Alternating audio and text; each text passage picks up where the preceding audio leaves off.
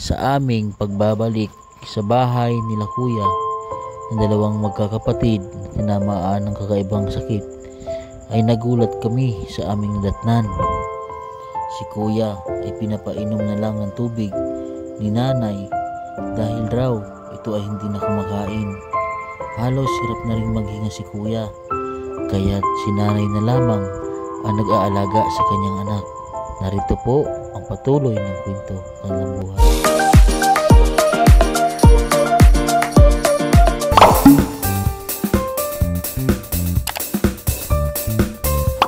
Magandang tanghali po sa inyo lahat mga kabayan. Ngayon po nagbabalik po tayo dito kay Kuya Samuel. Yung po yung natulungan po natin magkapatid na sila po ay may kakaibang nararamdaman. O ngayon po at nandito po si nanay. Alamin po natin kung ano po talagang nangyari sa kanila, kung ano po yung sakit nila. Siyempre po may dala po tayong grocery, yan, sa bigas at mga Milo, gatas. Yan. So maraming salamat po sa ating sponsor, Anonymous from Brunei, yan. At kay Ma'am Leonora MC, yan, mga sponsor po natin. Kila Ma'am sa Bulusan Sister, Kampasita, hindi sa Indilia. Yan. Tara. Ubuhat na. Bigas. Grocery. Tara.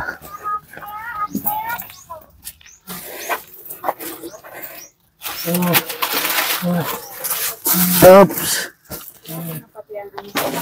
Ay. Ito nung nakaraan ay hindi ko naman siya ganyan.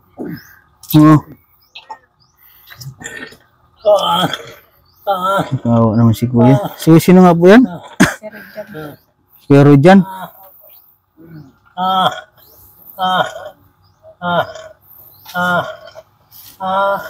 Yan po si Kuya Rojan, no? Nilagyan niya po siya ng ng pampers. Magtais siya na sabi ko kung kumain, hindi siya natae. Ilang araw na. Si Kuya Samuel, ito si Kuya Samuel, oh. Si Kuya Samuel po ito, no? Manuel po. Si Kuya Manuel. Yun po, dito po nakagaya si Kuya Manuel. Kuya Manuel, kamusta na po kayo? Kilala niyo pa po ako? Oo, kilala kita. Oo, ako po yung pumunta sa inyo dito. Oo. Ikaw nga yun. Ha? Ikaw nga yun. Hindi pa kayo kumakain? Kumain na. Ha? Kumain na. Ano po ang ulam nyo? Magi. Magi. Awa naman ito magkapatid. Yan, si nanay po ay nag-iintindi po kay Kuya sa kanyang kapatid. Kuya Rojan. Kuya Rojan po yan, si Kuya Rojan. Kuya Rojan. Kilala mo pa ako? Kilala pa daw. Kamusta naman po kayo, Nay? Ito, nakahirap. Ay, ko na po. Ano po ang nangyari kay Kuya Rojan? Kailan yung inatake baga siya ng isang araw. Oo. Tapos, yung akala ko sa kanya nagkakain kasi pag sinasampian ko lang ng kanin, ipabigay ko sa apo ko, maalis na ako, pabundok naman. Maano ako ng hanap buhay doon. Yung walis ko nga nandyan, hindi ko pa nga nalinisan kay nag-aalaga ako sa kanya. Ano po ang pangalan niyo, Nay? Sunya po. Kayo po si Nanay Sunya. Opo. Ilang taon na po kayo? 68. 68 na po kayo. Opo. May tanong ko lang po, Nanay Sunya, ano po nangyari sa inyong mga anak? Ewan, hindi ko po alam. Kasi nung umalis kami ng Masbate, ayos man na sila. Dito nga pagdating dito, nagkupras muna. Pagdating nito, maligo. Kahit nagtapa ng kupras. Kay sawayon mo, sabihin mo ay wag ka maligo kasi galing ka sa nagtapa. Ay, anong pakialam nyo? Ilang taon na po sila nagkaganyan? Ilang taon na nga ni Day? Ha? 6? 6 years na 6 daw. years na. Opo. Kasi may nagko-comment, baka po ay may lahi po kayo na ganyan yung Doon nagkaroon sa ng Maynila sakit na talaga ganyan. mayroon yung kapatid ko. Mayroon ng ganyan sa kanila. Pero nakakakilos yun. Kilos. Oo. Ito siya hindi. Dati nakakakilos. Mm. Nung inano ba sila, pinagamot, para daw naglala. Ano po ang sabi sa inyo ng doktor? Wala man ako magpa-doktor sa kanila. Hindi po na Yan, nagpa-doktor yan. Oh. Ay, sabi niya, kung nakakain daw siya ng tablitas, ay nagalala. Mm. Hindi ko alam. Hindi napatingnan niyo po ba siya sa albularyo? Opo. Ano po ang sabi sa inyo ng albularyo? Ang sabi ng albularyo ay tiaw daw. Tiaw, Sa ibig tao. sabihin Kulam. kulam. Opo. Kasi may nagsasabi din po na baka silang dalawa ay nagkaroon ng yung kinainggitan o nagkaroon sila ng kaaway. Parang wala akong alam pag alis namin doon. Dito wala man silang kaaway. O kaya merong nainggit sa kanila. Ito talagang may may katipan baga ito. Doon man sa amin. Mm. Tapos lumipat ng Maynila nagtrabaho. Mm. Nung nandito na kami, nag-anuhan pa din sila. Ay gusto nga ng babae pumunta dito. Mm. Ay nung nalaman siya na may mga anak na pala, di wala na nag-ano. Kasi sabi po ng albularyo, Sabi sila ay ng kinulam. albularyo, kulam daw. Hindi ko man alam. Ginamot po ba ng albularyo? Ay, lahat ng albularyo nakakapagamot na kami po. Oo, wala pa rin nangyari. Wala. Paano niyo po nakakayanan tong ganitong sitwasyon eh? Kinakayanan ko na lang kasi wala man sila nagatulong sa akin. Mm. Minsan may alaga pa akong kalabaw na pinaalagaan sa akin. Mm. Sige, ginaalagaan ko pa habang kaya ko. Inaano ko.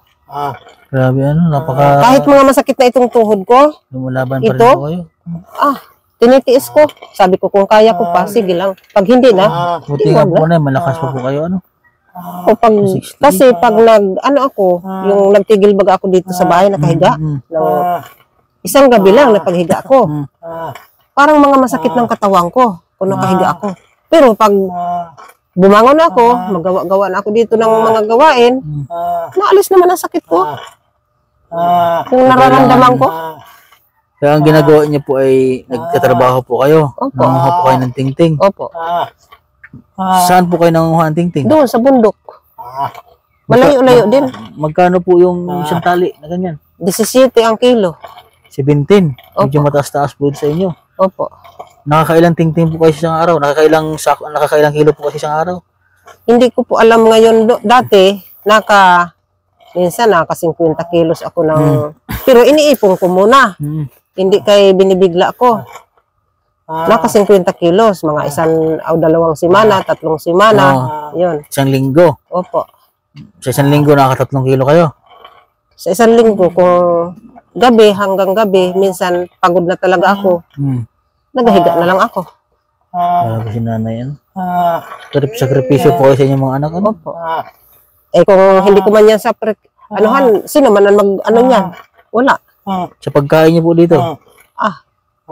Ngayon nga sana, sabi ko, yung anak ko doon sa Maynila, na may pamilya na din, Oo. sabi ko, kung mari, padalhan mo kami ng pambili ng bigas. Ngayon. Opo. Pwede. Kaya pasalamat ko sa inyo kay may naawa man din sa amin. Oo. Kung wala wala talaga. Sabi ko nga ay wala man ako ipakain sa inyo kung nandyan lang, among kainin ninyo. Oo. Kasi nabutan ko si Kuya Samuel po, ano? Opo. Sinabutan ko po si Kuya Manuel no, nang kinakain niya po ilugaw. Ayun po ata yung time na yun, nandun po sa bundok, nangunga kayo ng tingting. Kaya bago ako maalis Nakausap ko po si dito, ate. bago Anak ako niya maalis po. dito sa bahay, lagyan ko na sila ng pagkain, sinasampian ko na, tapos sabi ko sa apo ko, pag mamayang tanghali, anuhan na lang yun sila ng kanin, pero malamig na. Yun lang ang ko sa kanila. Kaya Ikaw, wala si man ako Kuya, ng Yung ano nga niya, mga anak yung gusto niya makita. Sabi ko, ang layo man ng Masbate. Oo. Aruroy. Aruroy po. Opo, kung walang pera, hindi man ito makarating dito. Mm. Kay, sabi ko, magtiis lang kita. Mm. Ang nandyan lang, ang bigay sa atin ng Panginoon, yun ang tanggapin natin. Oo. Ano? Sana po ay napanood po ito ng mga anak niyo. Oh, napanood talaga. Ginpasa man At ng saka anak ko. yung nandoon sa Aruroy. Yung mga anak niya mapanood sana. Para makita nila na ganito ang sitwasyon ng kanilang papa. Iniwanan din po daw siya ng kanilang mga asawa. Ano? Dati, sa Aruroy kami. Nagpagamot sa kanila. 1 taon kami doon. Opo. Tapos, nung pandemic, umuwi kami dito. Linakat kayo. Nung before po ng pandemic po, nasa Aruroy Masbate po kayo noon. Opo. Nagpagamot ako. Doon niyo po ang sila pinapagamot. Opo. Tapos, umuwi kami. Kaya sabi ko, ay mahirap dito. Walang magatulong sa akin. Sa Aruroy po. Oo. Sobrang hirap, sabi ko. Mauwi na tayo. Linakat ko baga ang papel na papunta dito kaya hindi ka man makabasta-basta pagsakay sa barko ko. Opo. Wala ng mga papel na ipapakita. Binahe na po. Opo. Pagdating dito, sabi ko dito sa anak ko, gawa ng ng bahay na kawayan kasi sabi ko sobrang init. Sabi niya, ang sabi man nila, oo, tapos na. Di umuwi na kami. Dito kami nagtuloy. Ito po yung bahay na ito. Opo. Ito naman yung yero. Nagpaupa ako dyan sa karsada pag tani o pag walis. Opo. Nang nagsahod ako, yun, binili ko kasi pawid to. Ay, sobrang, nang iyak-iyak sila kung tinutuluan. Lagi pong basa. Oo, laging basa sila. Sabi ko, ay, ibili ko na lang ng yero, yung sahod ko. Ay, nahihirapan ako suksok ng makita mo dyan, sari-sari na ang Opo. ano ng Mga nakalagay na karton. karton, yung mga plastic. Oo. Ay, sabi ko, sobra talaga. Kasi na, at mayroon po kaming dala sa inyo. Yan, mayroon pong sabon. Binilang ko po kayo ng sabon. Opo. Ang downy, tapos isang sakong bigas. Opo. Para po sa inyo. Ayan. Malaking pasalamat po Yan. sa inyo. Tapos grocery po, Nay. Yan. Naglilit po ka ng mga grocery. Yan. Anong giniiningay mo dyan? Ano? Yan. Labit eh. Yan. Ito po yung mga grocery na yun. Nabili din po ako ng mga gatas. Opo. Yan, may mga gatas po dyan. Painom niyo po sa kanila, ha? Opo. Ang ginapainom ko sa kanila, kape. Ay, may gatas po akong binili. Kasi, ay, Ay, ito. Yung gatas. Bili po akong maraming gatas. Yan. Painumin niyo po sila, Nay, ha? opo. Maraming pong salamat. Gusto ko lang po ilagay. Opo. Grocery po. Ay, sorry po, Nay. Sorry po. Ayan. Yung, Bigyan natin ng pagkain. yung binigay mo na ano, hindi nakain, Kaya ito, kuya? Biskwit? Kita mo ito siya, te. Gusto niyo po ito? Mamaya? mamaya. Mamaya na daw po. Sabi niya, Oh, kuya, oh. Bigyan natin si kuya, kuya, ano? Yung palong ko. Oh. So, yun po mga kabayan, at maraming salamat po sa salamat po. sponsor po na nagbigay tulong po para sa kila kuya, kinanay po, sa from Anonymous po natin, from Brunei. Kaya ma'am po, maraming salamat po sa inyo, ma'am. Nagpadala po si ma'am ng 3,000 pesos po. Binili po natin ng grocery at ibili po daw natin ng grocery, sabi ng ma'am. At ayun po ay nagastos po namin sa grocery ay 2,510. So, yun po ay pinabili sa inyo ni ma'am ng pagkain, bigas, yun po importante dito. So, may tira pong 490. Ibibigay ko po sa inyo yun ay. Yung dala nyo na magi, tagal-tagal man din yun sa kanila maubos. Matagal po. Opo.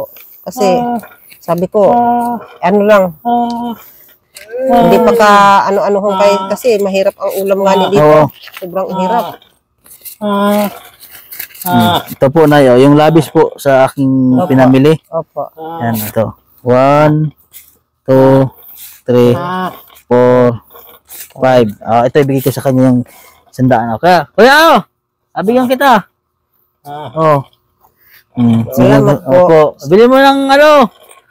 Oh, mayroon na, marami na akong tinapay na binili para sa inyo. Salamat po ha. Mm. Malaking salamat ko. Ayan. So, palakas kayo ha. Ito, pangbili nila ng ulam. Oo. Ay, may mga ulam na rin po dyan, Nay. Kung ano, Ang ibili. gusto nila yung sabaw man na Oo, sige po. Opo. isda. Opo. Oo. Pagbalik ko, ha? Opo. Mabili, ha? So, ayan po mga kabayan, sa mga nais po magbigay po ng tulong sa pamilya po nila kuya, ay mag-message lang po kayo sa aking Facebook page, Master Ring Channel po. Ini amount po na inyong bibigay ay malaking tulong po yun para sa kanila. Ayan, sana matulungan po natin sila, lalo na po sa pangangailangan po dito sa kanilang bahay. Ayan po. Sponsor po natin sa Anonymous from Brunei, maraming salamat po sa inyo, ma'am. At sa ating mga bagong sponsor, Ma'am Leonora, MC, Pasita, Lisa Endilia. Ayan, sa Bulusan Sister po, Katita Ruwi na Ruwi, Ano? kay Ma'am MTS po, Ano ka? at sa lahat po na nagbibigay tulong po sa ating mga kabayan. Maraming salamat po sa inyo mga kabayan. Ha? So yan po mga kabayan, yan. Dito na lang po ang vlog ko. God bless po at magandang tanghali sa inyong lahat.